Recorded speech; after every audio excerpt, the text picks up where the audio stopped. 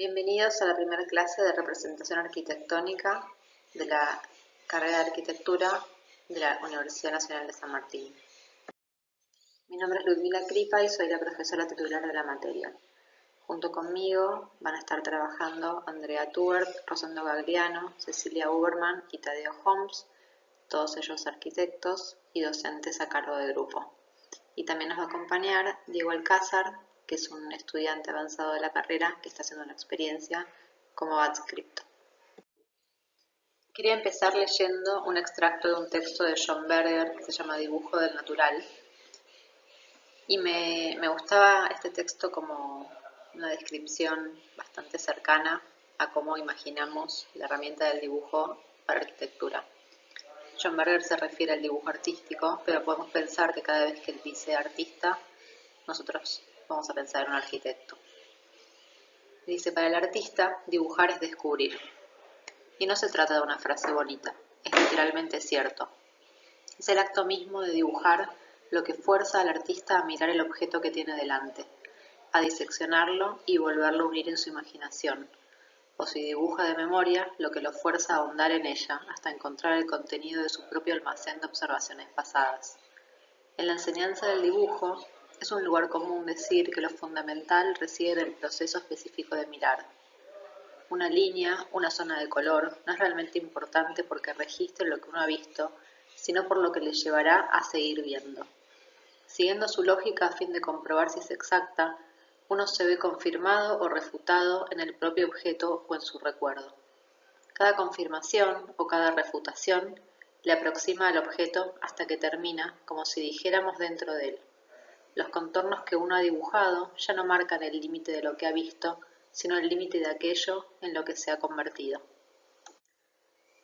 Me interesa mucho esta descripción de Berger, donde el dibujo es una acción que nos permite reflexionar, investigar, interpretar, construir, y no simplemente un acto mimético de volver a representar lo que ya existe, sino de no entender el dibujo como una herramienta de pensamiento. Quería, en primer lugar, presentar el programa del curso que vamos a estar atravesando durante este primer semestre. La representación en arquitectura será entendida aquí como el modo de seleccionar y traducir a un medio, en este caso un medio gráfico, información proveniente de un objeto de estudio, en este caso una casa. Realizaremos esa traducción o pasaje de información a través de algunas formas particulares de dibujar y anotar, refiriéndonos a algunos temas de estudio. Llamaremos notación a esa forma particular de dibujar. Estableceremos especial atención sobre la relación entre la observación de la información disponible sobre el caso de estudio y la notación, determinando formas de organización y comparabilidad de la información y su pasaje a un dibujo técnico mediante la construcción de procedimientos gráficos.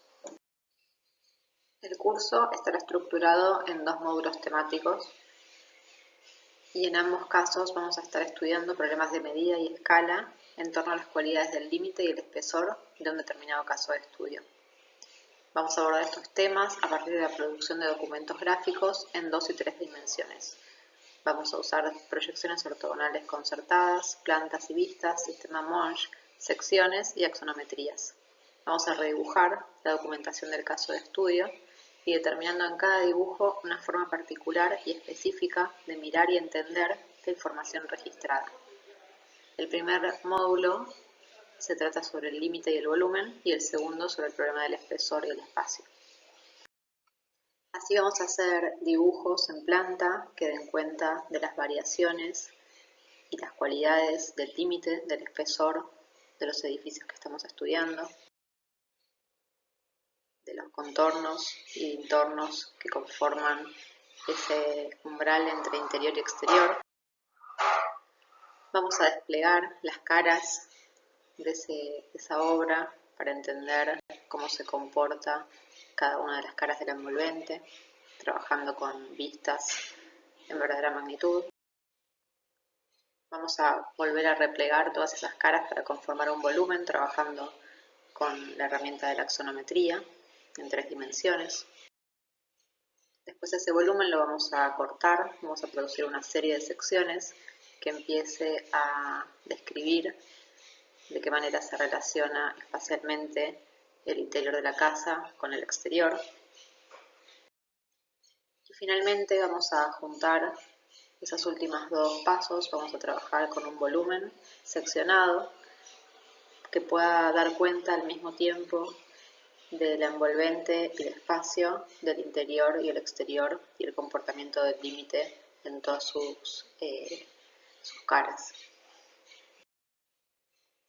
En el segundo cuatrimestre vamos a seguir trabajando en representación arquitectónica 2 con estos mismos casos, pero ahora desplegando nuevas herramientas que nos permitan describir los lugares desde puntos de vista más subjetivos. Vamos a trabajar con perspectivas, vamos a trabajar con la incidencia solar, con el trazado de sombras, con catálogos que registren las cualidades materiales de los límites, los colores, las texturas y las formas de ensamblaje entre todas esas partes.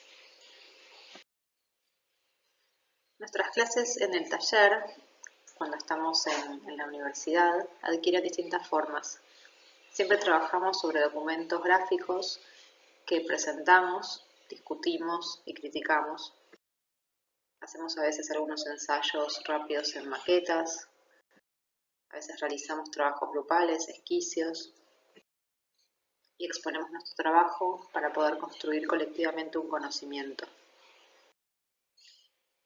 Pero en esta coyuntura nuestras clases van a cambiar un poco su formato, pero no su contenido. Vamos a vernos a través de una pantalla, conversando entre todos o a veces en grupos reducidos. Y vamos a utilizar algunas plataformas que ya probamos en el curso de ingreso, como el Google Classroom, para ordenar consignas, entregas y el acceso al material teórico en el tiempo, o el Miro, para poder realizar las exposiciones generales de los trabajos, acumulando en un mismo tablero el proceso de cada estudiante y pudiendo compartirlo públicamente. A veces vamos a realizar videoconferencias con invitados, conversando con los autores de las casas que estamos estudiando durante este curso para poder escucharlos y además hacerles consultas y comentarios. Y toda esta información va a estar también reunida y disponible en un sitio web que reúne toda la documentación y todo el material del curso. Allí van a encontrar el programa del curso, el cronograma de clases, los materiales de trabajo, los grupos docentes, los antecedentes de cada uno de los docentes,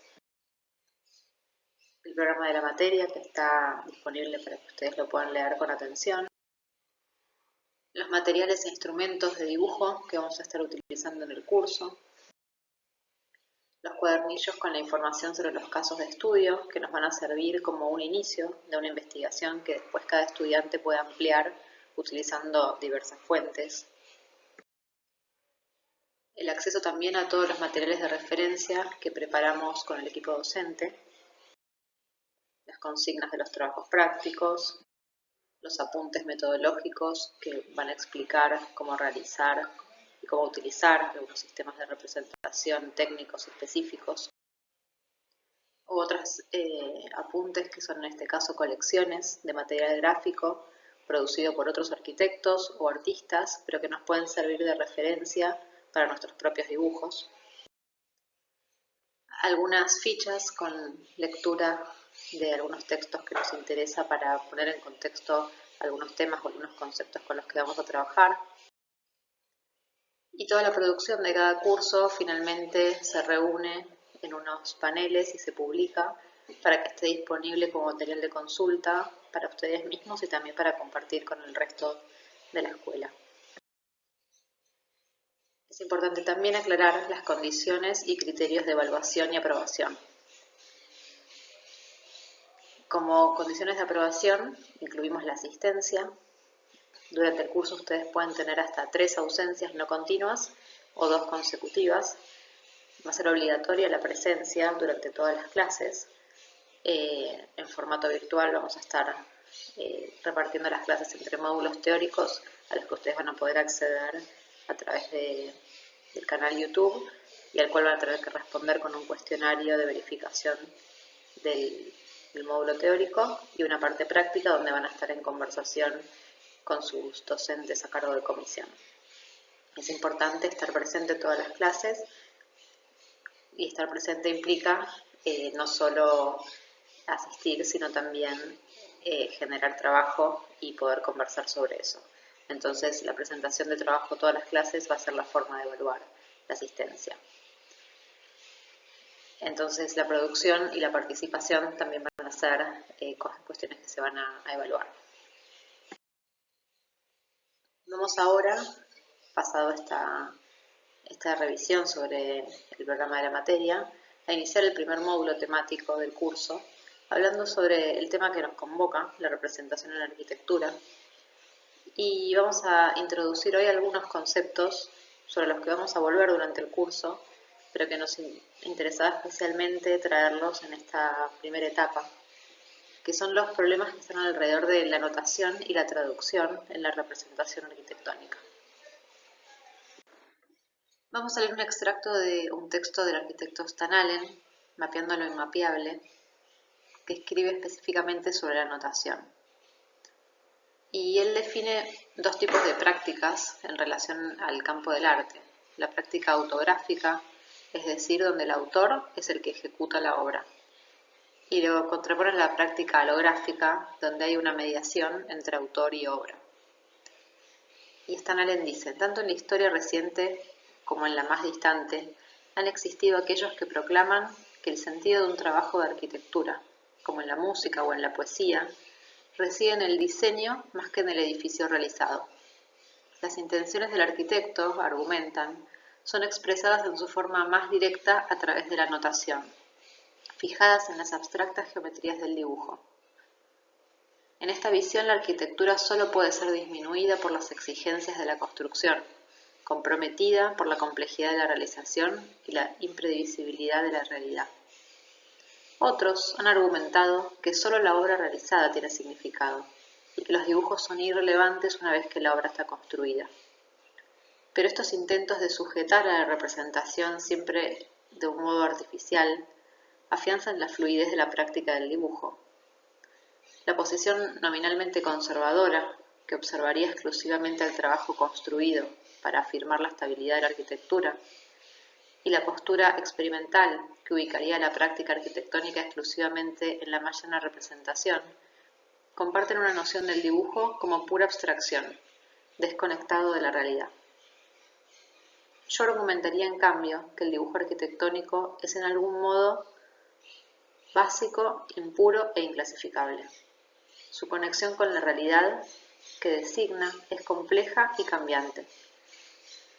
Como la pintura y la escultura tradicionales, lleva consigo un trazo mimético, un asombro representacional, que son traspuestos, especialmente a través de la escala, en el artefacto construido. Los dibujos son en algún grado imágenes a escala de los edificios, pero para pensar a los dibujos como imágenes no pueden considerarse para la instrumentalidad de la representación arquitectónica ni para su capacidad de volver concretas ideas abstractas. Los dibujos arquitectónicos también trabajan notacionalmente y pueden ser comparados con partituras musicales, textos o escrituras.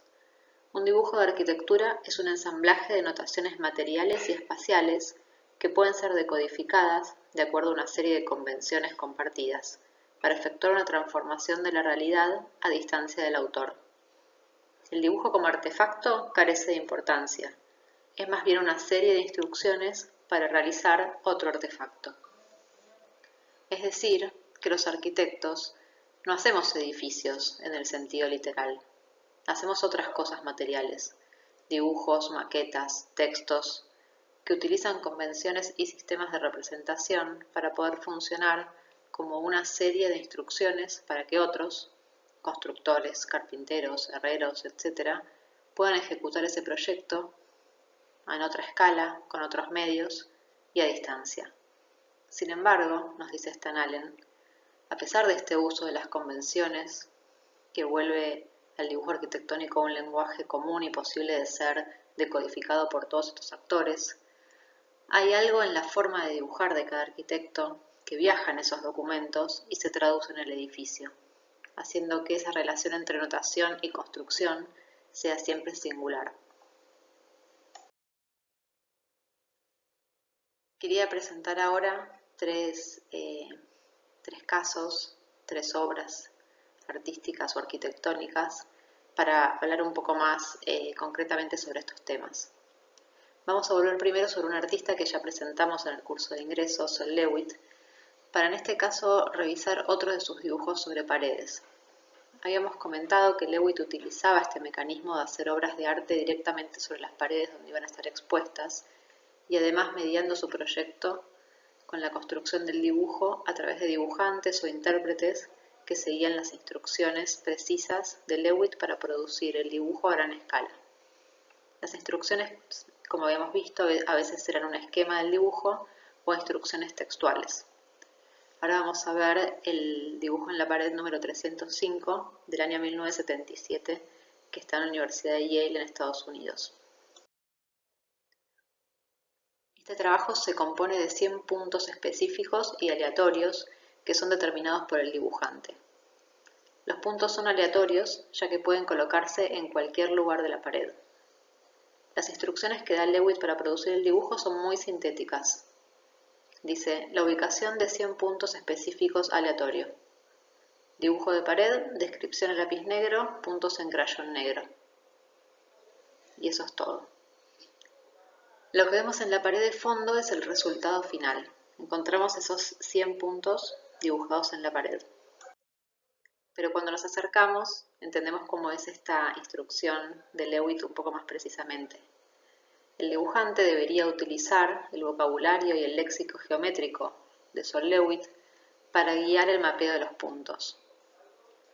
Este lenguaje incluye las referencias de las esquinas, los puntos medios o el centro de cada muro, que sirven como puntos de referencia que están conectados y atravesados por líneas y arcos. Estos 100 puntos son específicos en el sentido de que se crean en el encuentro de las coyunturas de estos elementos formales. A medida que el dibujante traza cada punto generado, escribe al costado una descripción de cómo llegó a ese punto junto a él. Esto permite a los espectadores seguir el proceso de la colocación de los dibujos. Algunas de las anotaciones son muy genéricas, como el punto 10, que dice que está localizado equidistante entre el noveno y el tercer punto, y en el punto medio del lado superior. Cualquiera podría volver a encontrar esa posición siguiendo esas instrucciones. Sin embargo, otras se vuelven más subjetivas, como el punto 12, donde el dibujante anota que está localizado tan lejos como podía alcanzar hacia el centro de la pared con su mano, sosteniendo su dedo índice izquierdo en determinado punto que también describe con mucha precisión. Es decir, que la posición de este punto no depende solo de posiciones geométricas que podemos encontrar midiendo las paredes, sino también del largo del brazo del dibujante y qué tan lejos lo puede estirar.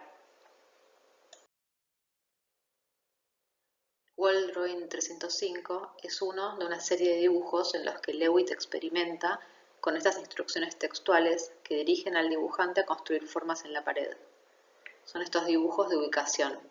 Están hechos a lápiz negro, con figuras geométricas enfatizadas en crayón, y pone en primer plano el problema del proceso del dibujo como un mecanismo de resolución de problemas o de construcción de un sistema.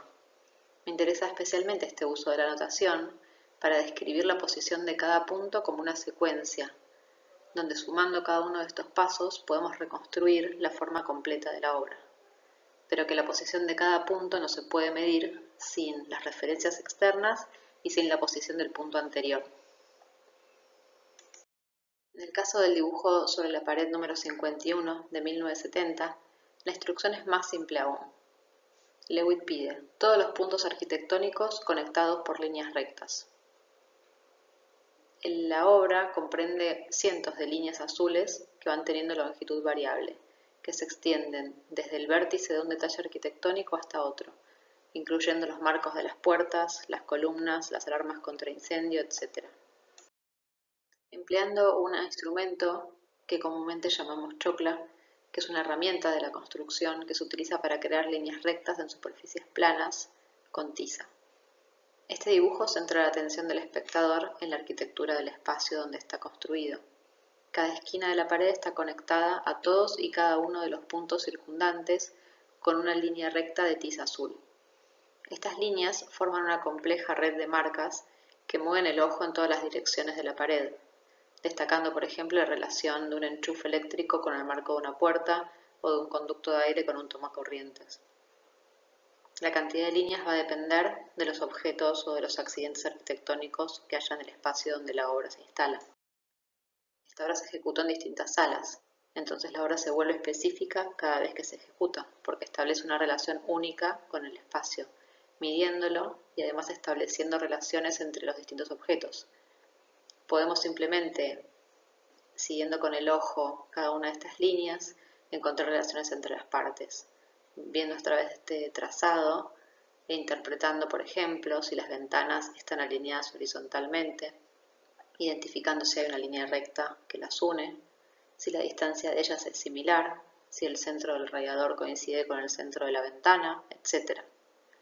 Estos trabajos de Leavitt nos muestran de qué manera el dibujo puede volverse una herramienta de construcción que nos permite interpretar la forma de algo que ya existe o también proyectar una nueva forma. Quería leerles este escrito del propio Leavitt sobre el concepto de sus dibujos en la pared. Podemos pensarlo en relación al texto de Stan Allen.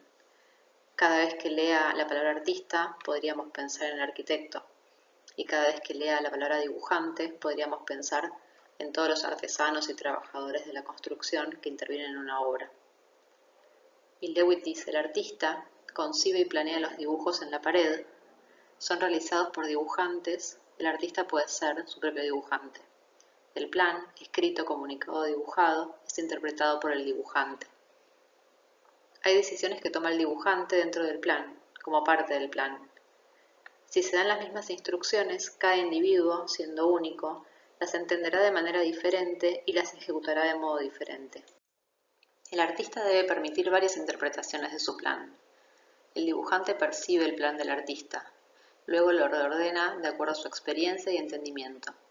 Las contribuciones del dibujante no son previstas por el artista, incluso si él mismo, el artista, es el dibujante.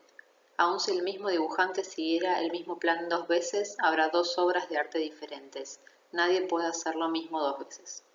El artista y el dibujante se convierten en colaboradores al hacer arte. Cada persona dibuja una línea de manera diferente y cada persona entiende las palabras de manera diferente. Ni las líneas ni las palabras son ideas, son los medios por los cuales las ideas son transmitidas. El dibujo en la pared es el arte del artista, en tanto y en cuanto no sea violado el plan. Si esto ocurriera, el dibujante se convierte en artista y el dibujo será su obra de arte, pero será un arte que es una parodia del concepto original. El dibujante puede cometer errores al seguir el plan. Todos los dibujos en la pared contienen errores, son parte de la obra. El plan existe como idea, pero necesita ser llevado a su forma óptima. Las ideas de los dibujos en la pared en sí son una contradicción de la idea de los dibujos en la pared. El plan explícito debe acompañar al dibujo en la pared terminado. Tienen la misma importancia. Esta práctica tan particular de Leavitt nos pone en crisis este concepto que planteaba Stan Allen sobre las prácticas autográficas y halográficas. ¿La obra es el plan o la obra es el dibujo en la pared? ¿O son ambas? ¿Quién es el autor de la obra? Todas estas preguntas nos surgen cuando pensamos en la representación arquitectónica. ¿La obra es el dibujo, es el proyecto o es el edificio construido? El segundo trabajo que quería presentarles es también una obra de arte, pero en este caso una obra de grandísima escala. Una serie de esculturas que muchos de ustedes reconocerán son las esculturas en el Monte Rushmore, en Estados Unidos, donde están talladas en la roca los retratos de 4 presidentes norteamericanos. Fueron terminadas en el año 1941 por Gutzon Borglum. Gutzon Borglum excavó su obra en el Monte Rushmore, en Dakota del Sur, en los Estados Unidos. Esta obra es particularmente famosa y reproduce los rostros de los 4 presidentes más importantes en la historia de Estados Unidos: Washington, Jefferson, Lincoln y Roosevelt. Podemos ver en estas fotos el sitio, la roca, la montaña, antes de la intervención y después de la intervención del autor. Se habían hecho previamente unos modelos en yeso, unas maquetas de pequeña escala, que podemos ver ahí al autor y su relación de tamaño entre él y esas maquetas pequeñas. Y después una maqueta, un modelo de mayor escala, donde podemos ver que ya se requerían unas escaleras y otra clase de infraestructuras para poder realizar estos modelos con mayor exactitud. Y finalmente, sobre estos modelos, encontrar la manera de medir para trasladar esas medidas a la roca. Para ello se requirió una máquina que marcara con exactitud los puntos de perforación. Si bien previamente hubo que desbastar toneladas de roca sobrante que todavía se hallan al pie de la montaña. Vemos en esta foto esta relación directa entre el modelo a escala al pie de la obra y la obra realizada en lo alto de la montaña.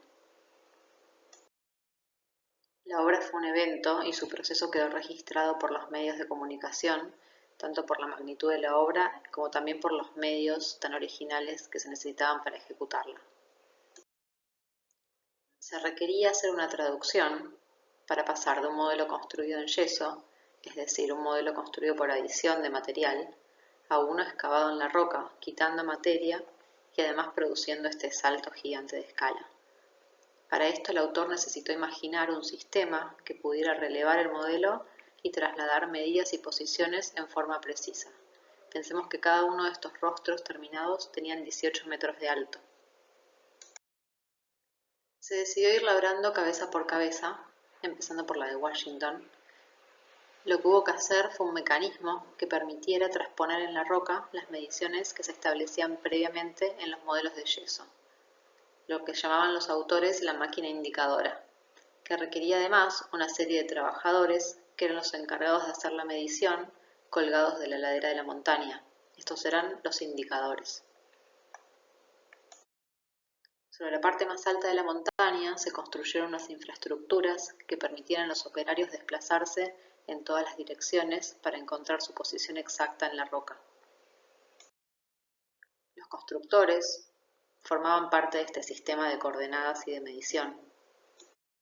Después de elegir los puntos, la roca se perforaba hasta la profundidad marcada por el indicador, que colocaba la dinamita en los agujeros y hacía volar fragmentos pequeños de roca.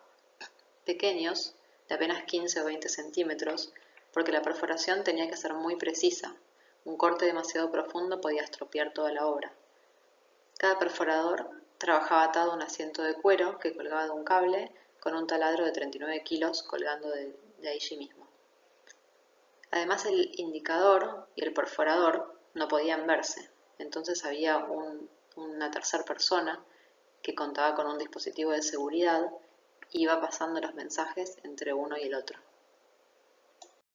Una vez que se tallaba gruesamente la roca principal, cuando las caras ya tenían una fisonomía básica, se procedía a quitar la capa fina con cuñas y martillos de acero y después pulirlas con taladros especiales. Es decir, que el instrumento que se utilizaba en cada etapa iba cambiando de acuerdo al grado de detalle o la escala del detalle que tenía que tallar.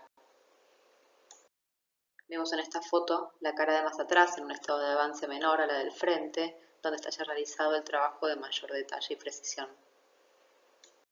Esta infraestructura o este sistema de replanteo tridimensional materializaba en la obra la construcción geométrica necesaria para dar forma a la roca. La obra se terminó en 1941, 14 años después de iniciar, y en ella participaron 360 constructores, casi todos canteros y mineros de la región, y el único artista que intervino en la obra fue Borglum, el autor del proyecto. Me interesaba especialmente mostrar el proceso de construcción de esta escultura porque pone en evidencia cómo todo el andamiaje que utilizamos en la representación arquitectónica para construir la forma necesita ser traducido y llevado a otros medios en la obra. Y en este caso se hace muy literalmente, traduciendo esas líneas en cables, esos puntos en personas. Y podemos entender cómo ese sistema de notación se traduce en un sistema de replanteo y de posicionamiento de cada uno de los puntos. Quería ahora presentarles el libro sobre el crecimiento y la forma del biólogo Darcy Thompson, especialmente un capítulo de este libro que se titula La teoría de las transformaciones o la comparación de formas relacionadas. Darcy Thompson introdujo una modificación en la morfología en biología, entendiendo la forma de los seres vivos como un proceso de transformación y no un proceso estático. Lo que resulta más sugerente de esta morfología que desarrolló Darcy Thompson es la prioridad que frente a un concepto estático de la forma él le da a las relaciones dinámicas. Y decía, pasamos de una consideración estática de la forma a un entendimiento dinámico de las fuerzas que lo originaron. Para Thompson, la forma de un objeto o de una porción cualquiera de materia es un diagrama de fuerzas. Esta forma es el resultado de una acción simultánea de la fuerza interna de cohesión intramolecular y de la fuerza externa debido a la gravedad, que produce una fricción en el objeto o esta porción de materia cualquiera respecto a aquello con lo que entra en contacto en sus movimientos.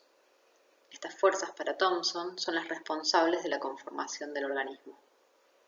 Entonces él utiliza estos gráficos con sistemas de coordenadas, con estas grillas geométricas que lo que miden no es la forma estática, sino la deformación. Y establece distintas matrices para esa deformación.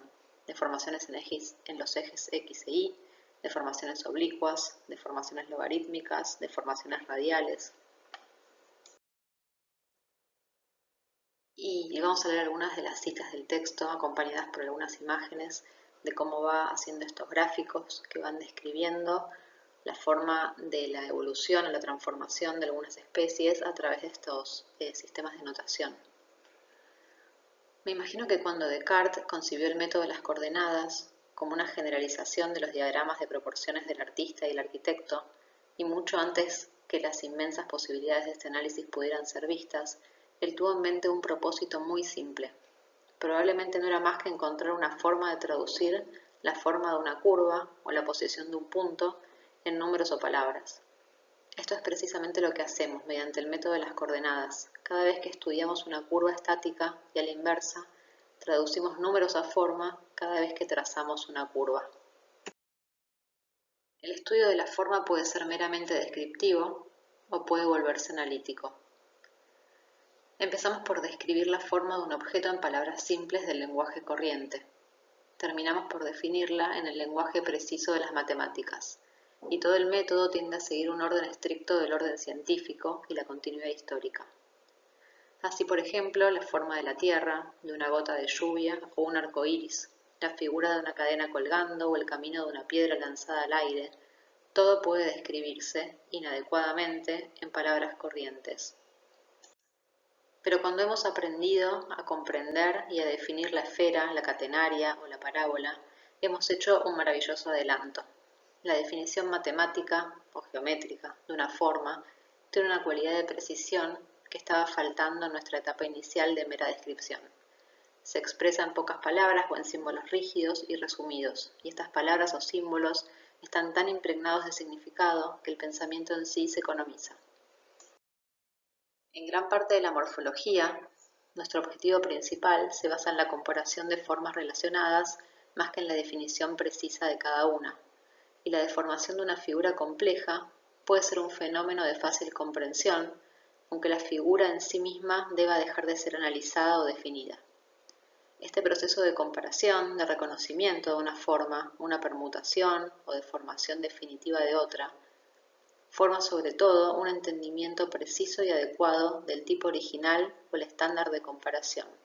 Se basa en las matemáticas y encuentra su solución en el uso elemental de cierto método del matemático. Este método es el método de las coordenadas, en la cual se basa la teoría de las transformaciones. Me interesa especialmente este entendimiento de la forma de Thompson, donde la misma grilla de coordenadas geométricas es capaz de adaptarse para medir distintas formas, estableciendo un patrón donde la comparación entre distintos objetos se vuelve evidente, pudiendo establecer relaciones entre ellos, describiendo sus similitudes y sus diferencias a partir de este sistema gráfico de notación. Finalmente quería mostrarles una obra de arquitectura, ahora sí, la Casa para el Poema del Ángulo Recto del arquitecto chileno Milan Radic del año 2011. Radic describe la casa con una frase que dice: superficies complejas construidas y revestidas con tablas. Una losa bombada y 3 conos truncados dan forma a un interior recogido y a un volumen en sombras. Esta descripción parece precisa, sin embargo genérica de la casa. Nos habla de una forma que no podemos describir con ninguna figura previa. No podemos describir a la casa como una esfera, un cubo, un cono, un prisma. Ninguna figura geométrica previa nos servirá para comprender su forma. Necesitamos construir su forma, construir una geometría que nos permita anotar con precisión la medida y posición de cada parte. Y traducir ese volumen a dibujos planos, bidimensionales, que nos permitan entender la relación entre esta forma y el sitio donde se va a construir. Cómo trazar una serie de ejes, que son líneas en el dibujo y probablemente tanzas en la obra, que construyen un sistema de referencias desde donde medir cada punto en el plano y trasladarlo en escala a la obra, midiendo el ángulo de cada recta, el centro de cada curva y siguiendo esta serie de instrucciones para poder redibujar esta figura compleja en el terreno. La envolvente de este volumen complejo también requerirá desarrollar un sistema de notación no convencional que permita describirlo con precisión. De poco nos serviría dibujar vistas convencionales de la casa, donde ningún plano podría ser medido. Sin embargo, podemos pensar a la envolvente como una superficie que se despliega y que nos permite describir con precisión cada cara, vista ahora en forma plana y posible de ser medida punto por punto. Cómo traducir después esas superficies planas dibujadas en estructuras lineales, capaces de ser fabricadas con la tecnología disponible, con tablas de madera estándar que se conforman en un encofrado para recibir luego el hormigón y volverse finalmente una superficie continua, homogénea, monolítica, que reconstruye el volumen inicial atravesando una serie de procesos de descripción de la forma, acumulativos, que nos permiten primero construir geométricamente la forma, darle forma al proyecto, y luego traducirlo en notaciones más o menos convencionales, en instrucciones, para que otros actores puedan reconstruir esa geometría en las 3 dimensiones del edificio, que es en definitiva el objetivo final de nuestro trabajo como arquitectos. Un trabajo que requiere conocer muy bien las herramientas de representación y la geometría para poder investigar la forma, imaginar espacios complejos, espacios habitables, y tener las herramientas para poder describirla y traducirla en un objeto que finalmente se vuelva materia y transforme al mundo que lo rodea. Hasta acá llegamos con esta primera clase. Nos vemos en la clase siguiente. Muchas gracias.